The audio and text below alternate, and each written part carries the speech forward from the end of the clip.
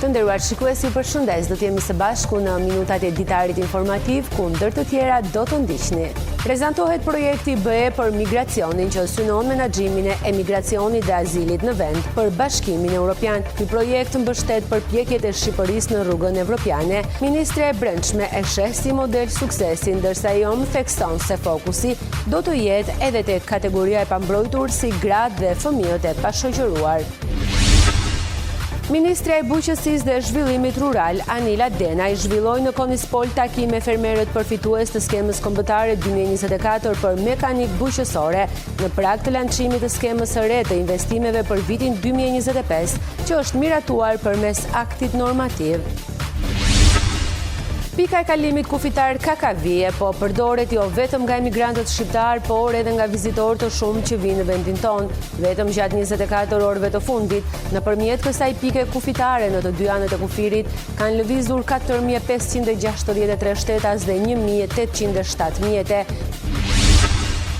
Drejtoria rajonale e trashëgimisë kulturore në Gjirokastër po vijon ndërhyrjet restauruese në disa objekte kulti në qark me qëllim ruajtjen dhe mirëmbajtjen e vlerave historike e arkitektonike që ato mbartin. Këto ndërhyrje, sipas drejtuesve të këtij institucioni, synojnë zhvillimin e turizmit religjoz.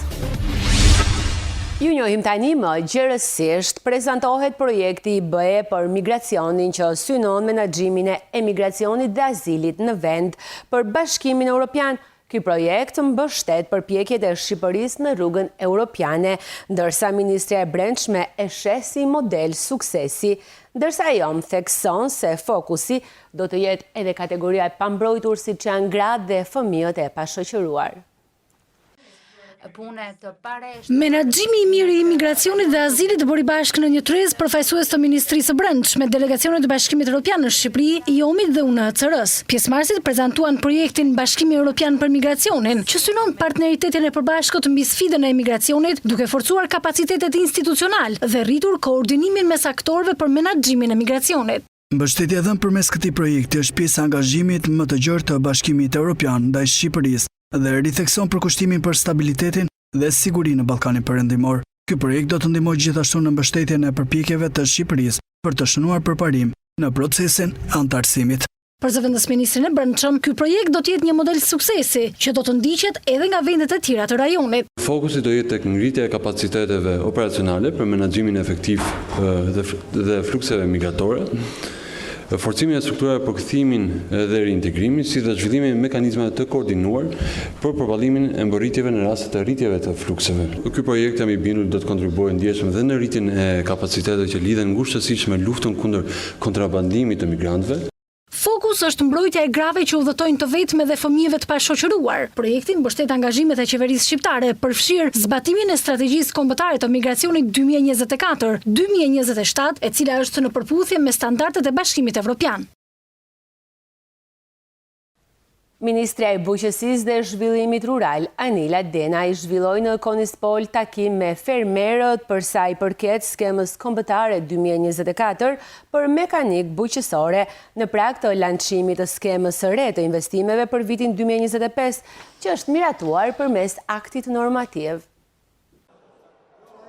Ministrja e Bujqësisë dhe Zhvillimit Rural, Anila Denaj, zhvilloi një takim me fermerët në Bashkinë e Konispolit, ku u ndal tek rëndësia e skemave kombëtare të mbështetjes për bujqësinë. Ministria bëri thirrje për më shumë vëmendje nga fermerët ndaj këtyre mundësive që jo vetëm rrisin prodhimin, por garantojnë zinxhirin e plotë të tij.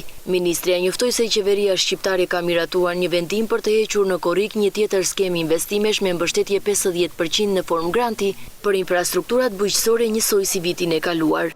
Jemi në Konispol, së bashku me disa fermerë që kanë përfituar nga skema kombëtare e investimeve vitit shkuar, e cila fokusua në veçanti për mekanik bujqësore, për mjete, për të rritur automatizimin. Ju besoj morë dëshmit e vetë fermerëve. Unë dua vetëm që të kërkoj edhe një herë të gjithë fermerët e Shqipërisë të shtojnë vëmendjen drejt mekanikës bujqësore, drejt prodhimit, drejt ndërtimit të stabilimenteve, të prodhimit të mishit dhe të serave, sepse ndërtimi i këtyre infrastrukturave siguron zinxhirin e prodhimit. Dhe qeveria shqiptare, me vendimin më të fundit qeverisë, ka siguruar fondet për të hedhur në muajin korrik një skem të re të investimeve, sikurse edhe në vitin e shkuar, për të mbështetur me 50% grante këto infrastruktura të prodhimit, paralelisht me skemën e subvencioneve të drejt për drejta që përfundojnë në datën 30 maj. Edhe njëherë, kjo është një thirrje për të ndërgjegjësuar nevojën e fermerëve për këto aplikime, por njëkohësisht për të kërkuar që në këto aplikime një bashkëpunim shumë i ngushtë do të jetë me AZBR-n si institucioni zbatues. Është fakt sot që prej janarit ka një kredi si instrument i Bankës Shqipërisë e lëvruar tashmë me bankat e nivelit 2 për një paket financimi 250 milion euro, e cila i shkon për ndihmë të gjithë investimeve që shoqërohen me grantet që përmenda pak më parë apo jo. Sepse jo të gjithë i kanë mundësit që me njëherë të kenë atë shumë investimi dhe që të kenë financimin e plot përpara se të vi granti, ka nevojë të shkohet në bankë. Dhe banka të ketë dyert e hapura, i kërkon fermerit garanci dhe në mbledhjen e më të fundit qeverisë aprovuam garancinë sovrane, e cila mundson që 70% e kolateralit mbështetet nga qeveria shqiptare. Kjo mundson dhe një ulje të normës interesit në 2%, pra kemi një zinxhir produktesh për të ndihmuar fermerin për të blerë jo vetëm traktor, por për të ndërtuar dhe një stabiliment të tillë, dhe një magazin, frigorifer e të tillë që kredia të jetë në 2% normë interesi, 70% e kolateralit e mbështetur nga shteti dhe me aplikimin në skemën e investimeve 50% grant. Gjatë takimit, fermerët përfitues të skemës së investimeve ndan përvojën e tyre duke theksuar se mbështetja nga shteti u ka mundësuar të pajisen mezetor, ata e cilësuan ndihmën si thelbësore për përmirësimin e punës në fermë dhe rritjen e produktivitetit. Prej 2013 fermer, prej 2020 me numër nipti me të tëra rregullat, me kontratë, me të gjitha në rregull, jam edhe përfitues që kur janë hapur skemat e naftës dhe së fundmi përfitues edhe skemës kombëtare të mjeteve bujqësore. Konkretisht kam përfituar një zëtor dhe një makinë tri që quhet në gjuhën shqipe që gërrin degat. Sa ju vinë ndihmë këto mjete bujqësore?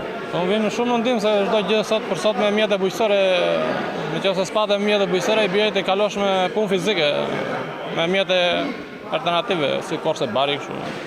Ndërsa zëtori pastaj të mbulon shumë punë për gërrjen e barit, gërrjen e degave, spërkatje që nuk i bëjmë manualisht me dorë, kemi një turbinë quhet, hedhim pesticidin dhe kalojmë rresht në rresht me shpejtësi të caktuar. Po jam përfitues, aplikova për zëtor, për misër, dhe zëtorin aktualisht e kam këtu. Sa ju vjen në ndihmë ky mjet bujqësor? Po, bujqësia nuk bet pa mjete, edhe pa mjete jemi pothuajse të baruar, edhe më duaj ishte shumë i domosdoshëm. Ky takim në Konispol dëshmoi edhe një herë angazhimin e qeverisë për të mbështetur fermerët shqiptar me instrumenta konkrete financimi, skema investimesh dhe politika të qarta për zhvillimin e bujqësisë. Mekanizimi, ndërtimi i infrastrukturës prodhuese dhe kreditimi i lehtësuar janë hallka kyçe për të garantuar qëndrueshmëri, rritje të prodhimit dhe për t'i dhënë bujqësisë rolin që meriton në zhvillimin ekonomik të vendit. Pika e kalimit kufitar në Kakavije po përdoret jo vetëm nga emigrantët, por edhe nga turistë të shumët që vinë në vendin tonë vetëm gjatë 24 orëve të fundit. Nëpërmjet kësaj pike kufitare kanë lëvizur 4.563 shtetas dhe 1.807 mjete. Blut e kufirit raportojnë për një situatë të qetë ndërsa ka nisur hartimin e masave për muajt në vijim ku edhe fluksi pritet të jetë më i lartë. Sezoni turistik ka vetëm pak kohë që ka nisur dhe vendi ynë po pret dhe përcjell çdo ditë qindra emigrant dhe vizitor. Ndërkohë, situata në pikën doganore të Kakavijes paraqitet e qetë. Pala shqiptare po operon me 4 sportele, 2 në hyrje dhe 2 në dalje, ndërsa pala greke po funksionon me 3 sportele, 1 në hyrje dhe 2 në dalje. Udhëtarët që kalojnë nga kjo dogan për mikrofonin e RTS-s janë shprehur se procedurat janë të shpejta dhe pa vonesa. Me thënë të vetë nuk është se kemi pasur probleme në një, kemi kalu normalisht, do ndoshta tani është fluks vere, do më thënë që ikim me pushime, më të ketë pak ngarkesë, po sot është herë e parë që po vonojme që. Nëse presim më shumë, normal që do mërzitemi, po tani 20 minuta kemi, besoj se ka dhe radhë para, Për aq kosa kemi lëvizur, kemi kaluar normalisht, nuk është se kemi pas këtë eksperiencë kam vetë, ndoshta të tjerë mund të kenë që lëvizin më shpesh, mund të kenë pas pengesa, nuk e di. Normal. Ju jetoni në Shqipëri apo në Greqi? Në Greqi. Sa shpesh e bëni këtë rrugë? Bëjmë zakonisht festave dhe ndaj nevojë familjare. Sipas pikut, kur ka ngarkesë, vonohen njerëzit. Kurse perioda të tilla që është qetë, për mua normale. Unë s'kam pas asnjë problem. Në 24 orët e fundit, shërbimet kufitare kanë përpunuar gjithsejt 4.563 shtetas në hyrje dhe dalje, konkretisht 2.494 hyrje dhe 2.151 dalje, ndërsa përsa i përket mjeteve janë përpunuar 1.807 automjete, nga të cilat 920 në hyrje dhe 887 në dalje. Drejtoria rajonale e trashëgimisë kulturore në Gjirokastër po vijon ndërhyrjet restauruese në disa objekte kulti në Qark me qëllim ruajtjen dhe mirëmbajtjen e vlerave historike dhe arkitektonike që mbartin këto të fundit. Këto ndërhyrje, sipas drejtuesve të këtij institucioni, synojnë zhvillimin e turizmit religjioz. Drejtoria rajonale e trashëgimisë kulturore në Gjirokastër po vijon ndërhyrjet restauruese në objektet e kultit në disa zona të Qarkut. Qëllimi i këtyre ndërhyrjeve është mirëmbajtja dhe ruajtja e vlerave historike e arkitektonike që mbartin këto monumente, të cilat janë pjesë e rëndësishme e trashëgimisë sonë kulturore. Së fundmi ka përfunduar një ndërhyrje pastrimi nga bimësia të manastirit Drianos, cili në zonën e Zervatit, cili realisht është një manastiret më të mëdha që ka vendi tonë, por edhe më i largët për nga largësia gjeografike. Gjithashtu paralelisht po punoj edhe në qendrën historike të qytetit Gjirokastër, duke kryer disa ndërhyrje mirëmbajtëse në disa prej objekteve të cilat janë monument kulture kategori e parë dhe e dytë. Në Parkun Arkeologjik të Antigoneze dhe Adrianopolit vazhdojmë punimet e mirëmbajtjes dhe pastrimit për të qenë sa më mirë për vizitorët, gjithashtu dhe kalaja e Gjirokastër. Në vitin 2024 u përmbyllën disa prej investimeve më të rëndësishme në trashëgiminë kulturore në Gjirokastër, ku lëndë theksohet mbështetja e madhe që Ministria e Ekonomisë dhe Kulturës i ka dhënë këtyre objekteve, si shtëpia e Angonat dhe monument kulturore kategori e parë në Gjirokastër, apo dhe shtëpia e Mifidbej Libovës, e cila ndodhet në bashkinë Libovë, në qytetin e Libovës. Në proces është duke kryer dhe investimi për rehabilitimin dhe restaurimin e manastirit të Spiles.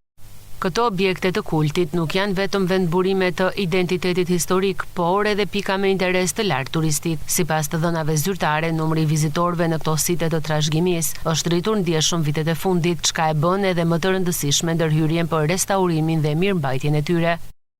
Këto site të cilat i përkashin trashëgimisë tonë kulturore, kryesisht objektet e kultit kanë patur një numër të lartë vizitorësh, normalisht një vizitor specifik i cili është i apasionuar për pjesën e trashëgimisë të kultit dhe lënë të theksohet këtu vizitueshmëria në kishën e Labovës të Kryqit, po gjithashtu edhe të Qeja e Melanit apo dhe disa prej manastire apo kishave të ndryshme të Qarkut tonë janë të vizituara nga vizitorët e ndryshëm vendaze të huaj.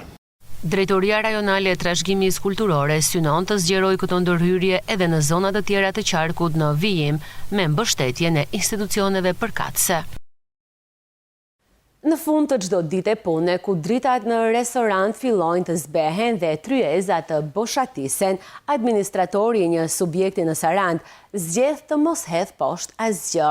Ushqimi i mbetur, i freskët, i përgatitur me shumë dashuri, nuk përfundon në kosh, por shkon në tryezat e familjeve në nevojë.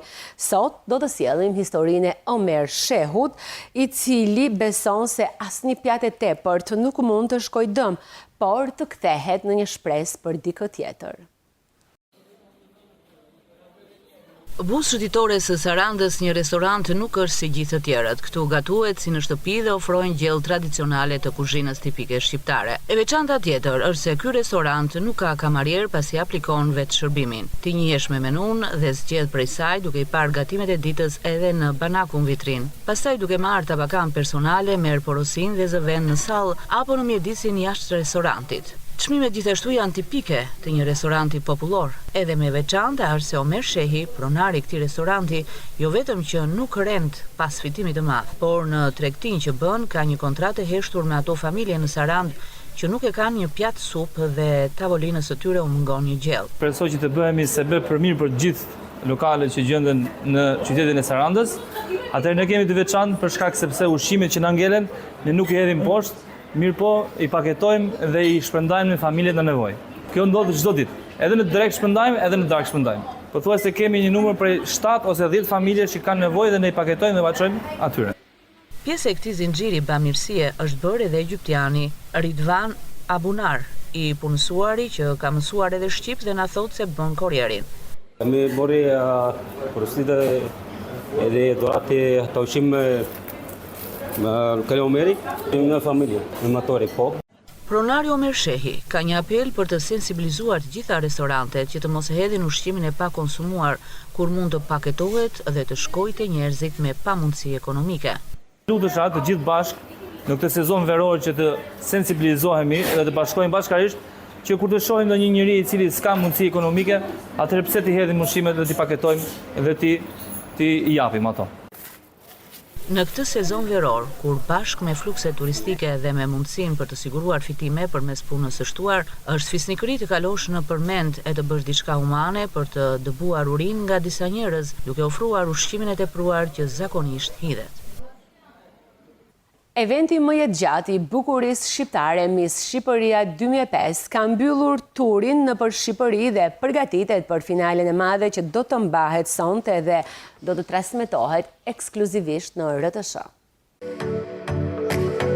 Miss Shqipëria 2025, eventi më i madh mbar kombëtar i bukurisë shqiptare, kurorëzon sonte mbretëreshën e 27 në një mbrëmje të jashtëzakonshme që do të transmetohet drejt për drejt në Radio Televizionin Shqiptar nga Amfiteatri Liçenit Artificial në Tiranë në orën 20:35, me pjesëmarrjen e bukurosheve nga veriu në jug, si edhe nga diaspora. Spektakli këtij viti vijon traditën e më shumë se 2 dekadave të këtij konkursi të rëndësishëm kulturor. Producenti dhe regjizori Petri Bozo ka shpallur nisjen e një etape të re për këtë event, që pas 26 vitesh udhëtimi mes monumenteve të trashëgimisë kulturore, do të zhvendoset në parqet kombëtare të Shqipërisë, duke sjellë bukurinë shqiptare më pranë natyrës dhe peizazheve të saj unike. Ky edicion ka kaluar përmes një turi turistik e filmik nga Juglindja deri në Bregdet, me realizime artistike nën konceptin Liçen Lum Det, ku 25 vajzat finaliste përfaqësuan me krenari format e bukurisë, kulturës dhe natyrës shqiptare. Ato janë përqendruar ditët e fundit në Tiranë për përgatitjet finale me prova intensive në skenë dhe xhirime në pika të ndryshme të qytetit. Mbrëmjen e sotme, spektakli do të moderohet nga Ermal Peçi, Drita Ziri dhe për herë të parë në rolin e prezantueses Ema Hila, ish Miss Shqipëria 2023. Shfaqja do të shoqërohet nga performanca të artistëve të njohur si Casey Tolar, Enis Gjoka, Devis Gjerau, Eranda Libohova, Ledina Çelo, Alice dhe shumë të tjerë. Fëmijët Gjirokastrit po kalojnë ditë plot argëtim dhe lojra në kampin veror që shkolla Giuseppe Gras ka organizuar edhe këtë verë pas përfundimit të vitit mësimor. Pjesë e tij janë bërë 90 fëmijë të grup moshave 6 deri në 13 vjeç. Këta fëmijë janë pjesë e kampit veror të çelur nga Qendra Kulturore Giuseppe Gras në Gjirokastër, i cili zgjat për një javë. Siç shprehen edhe vet ata, këto ditë janë të mbushura me argëtim dhe do donin që kjo eksperiencë ju jep mundësinë edhe të krijimit të miqësive të reja të vazhdonte më gjatë. Koha që shpenzojmë këtu është një ndërkohë më të bukura, sepse është një kohë që kalon me miqtë e tu dhe bën aktivitete të ndryshme, të cilat organizojnë ditën pothuajse. Është një kohë mjaft e mirë që e kalon dhe është një ndër aktivitetet më të bukura që mund të kalosh këtu. Neve bëjmë lojra me ujë, bëjmë kërcime të ndryshme, vizatime të ndryshme të cilët na zhvillojnë temën që kemi neve dhe është një mrekulli. Çfarë ke vizatuar? Këtu kam vizatuar disa fëmijë nga gjithë bota që japim zemër njëri tjetrin nga të gjitha kontinentet. Mesazhi është që në çfarë do lloj kontinenti që të shkosh, do të gjesh dashuri. Tek vizatimi i dytë kam vizatuar disa shokë dhe mesazhi është kudo që të vesh shok do të kesh. Dhe të gjitha këto i plotson dashuria. Doja të ishte pak më gjatë, por edhe këto ditë që kam kaluar ishte domethënë një eksperiencë shumë e bukur. Çfarë të pëlqen më tepër te programi që kam? Të tëra më pëlqen. Janë animatorët e PEK nga qyteti Vlorës që për të tretin vit radhazi i udhëheqin në programin e këtij kampi që synon edukimin përmes lojrave. Tashmë është kthyer në traditë çdo vit pas shkollës fëmijët presin kampin veror ku argëtohen me lojrat nga më të ndryshmet, bashkëpunuese, dinamike, pastaj lojrat me ujë që i kanë njerëzakonisht shumë qejf, por sigurisht që nuk mungon përçimi i mesazhit dhe i edukimit. Pra neve luajmë, ne ofrojmë lojën si mjet edukimi dhe si mjet rritjeje të fëmijëve. Siç e shikoni, fëmijët janë duke punuar, tashmë kemi orarin e punës në grup. Pastaj vijojnë me lojrat. Ky organizim për qendrën kulturore Giuseppe Grass është kthyer në traditë e cila ka nisur 25 vite më parë me iniciativën e bijave të Krishtit Mbret dhe çdo vit kampi ka një temë. Shumë bukur të shikosh këta fëmijë që vinë në ambientet e shkollës, fëmijë të shkollës dhe fëmijë të qytetit dhe ndjehen kaq natyrshëm, kaq mirë sikur janë në shtëpitë të tyre. Dhe pikërisht ky është qëllimi i qendrës tonë, të bëjmë të ndihen mirë këta fëmijë, të njohin shok dhe shoqe të reja, të krijojnë miqësi të reja, pikërisht për të kuptuar që nuk mund të jetojnë dot vetëm. Secili nga ne është i rrethuar nga njerëzit dhe duhet të mësohet të jetojë në komunitet. Domethënë të socializohet. Shkollën tonë temë edukative për këtë vit ishte pikërisht lër gjumë të mirësisë në rrugtimin tënd. Pikërisht këtë temë ne donim ta vazhdonim edhe me fëmijët e kampit, domethënë me fëmijët që kanë ardhur dhe nga jashtë shkollës sonë, për të kuptuar sa e rëndësishme është që secili nga ne të lër gjumë të së mirës, kudo që është, brenda shkollës dhe jashtë saj. Ky kamp veror ka bërë bashkë këto ditvere 90 fëmijë gjirokastrit grup moshës 6-13 vjeç. Të nderuar shikues, ishte gjithçka e përgatitur për këtë ditar informativ. Ju faleminderit për vëmendjen. Shikim të këndshëm të programeve në vazhdim. Bashk, në takofshim.